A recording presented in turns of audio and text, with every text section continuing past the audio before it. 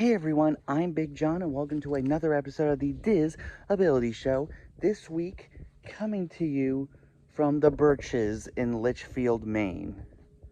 Now, this week I want to talk to you about stroller tips. Now, first of all, if you have little ones, a stroller is definitely needed. Now, they don't allow those giant crib-sized strollers anymore because, they take up too much space on Main Street. So if you're coming to Disney, make sure you have the standard size strollers. And if your little ones want to ride rides, like the carousel or any of the other Fantasyland rides, they have a stroller parking in behind Prince Charming's Regal Carousel, and you can park them right there and come back for them when you're done riding. It's as simple as that. So anyway, that's my tip. As always, if you have any questions on how to do Disney for people with disabilities, let me know in the comments. I'll make sure it gets to do a future episode. And now it's time for this week's Top 5. So, this Sunday is the 41st anniversary. So tomorrow is the 41st anniversary of Epcot, as well as the 52nd birthday of Magic Kingdom. Last week we did talked more about the opening day Magic Kingdom attractions.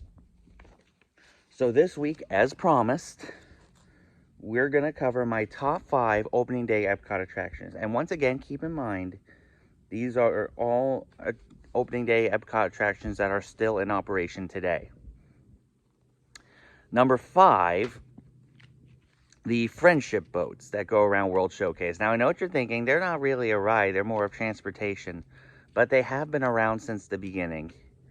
And in fact, they also have friendship boats that transport people to Epcot from along that body of water.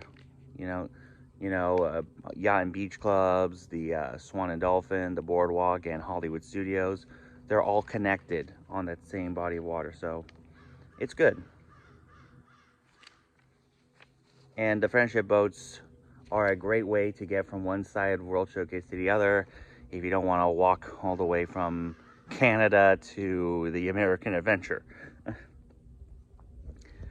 Number 4, Journey into Imagination. Now, I know what you're thinking. Journey to Imagination is not the same as it is now. But, the song and Figment, it's all still there. And now Figment's once again meeting guests at Epcot. And people are hoping that Dreamfinder will once again make a triumphant return because he's the one who created Figment in the first place. Number 3, the Land. Now, the Land has been there since the beginning, and Living with the Land has especially been there since the beginning, and when it opened, it was Listen to the Land. And one of the best parts of that is going through the greenhouse where you see all of the plants that they grow and some of the vegetables that they grow that are served at Epcot restaurants, which is really awesome. Number 2, Spaceship Earth. I'm glad that they decided not to go through with the Spaceship Earth overhaul, which was planned before COVID, because everyone loves what Spaceship Earth is now, which is the story of communication. And Jane Judi Dench is an amazing narrator, and it's so amazing. And just to go on the ride and to thank the Phoenicians, if you know, you know. And my number 1 opening day Epcot attraction, and this should come to no surprise to anyone who has seen some of my entertainment videos, the Voices of Liberty. They are perhaps one of the greatest performances at Epcot. They're right up there with the JAMMitors. They're that good. I mean, and I always love to go into the American Adventure building and see them perform, especially if some of them are viewers of the channel, which about 3 or 4 of them are. And they're amazing. I love their music, especially when they add Disney music to it, because they're just amazing. They really are. So anyway, let me know in the comments which opening day Epcot attraction is your favorite. And now it is time for DIS or DAT. Dumbo the Flying Elephant is the quintessential Fantasyland attraction. Get away, stupid bug. My script just fell in the water. Oh well.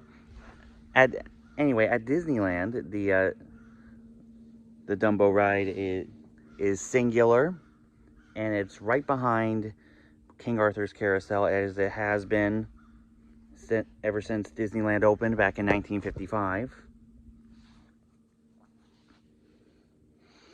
And on the other side, and at Walt Disney World, it used to be behind the carousel until it was moved over to the Storybook Circus area, which was part of the new Fantasyland expansion that opened back in 2012.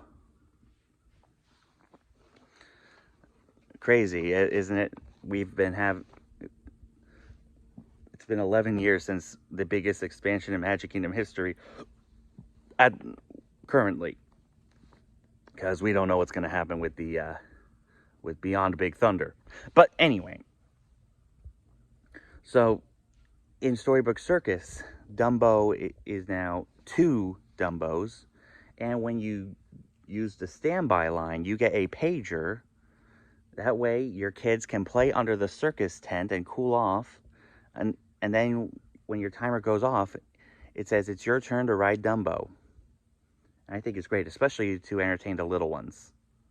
So anyway, let me know in the comments which version of Dumbo is your favorite, DIS, the Disneyland version, or DAT, the Walt Disney World version. So, 2 days ago, the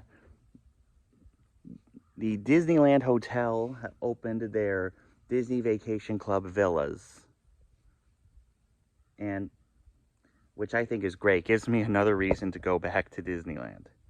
Now, as some of you may know, we actually stayed at the Disneyland Hotel this past April, and we stayed in the Fantasy Tower. It was amazing. You could see the pool, you could see the other towers. It was great, and it was great to see the tower under construction. But now it is great that we finally get to see the suite open. I mean, the OG Disneyland Hotel just gets better and better. And so do all the other Disney hotels. I mean, in my opinion, there would not be a Contemporary or a Grand Floridian or any of the other Walt Disney World hotels if not for the Disneyland Hotel. And I hope one day I get to do it again, because it's Disneyland, you know, Walt's Park. And that's what's special about it. And I can't wait for the day I finally get to go back and see more of the OG magic. So anyway, that's our show. As always, if you have any questions on how to do Disney for people with disabilities, let me know in the comments. I'll make sure it gets to a future episode. For this week's shoutouts, make sure you guys check out Fresh Baked over at Fresh Baked Disney. They do a lot of videos and news and construction updates from Disneyland. Definitely check them out.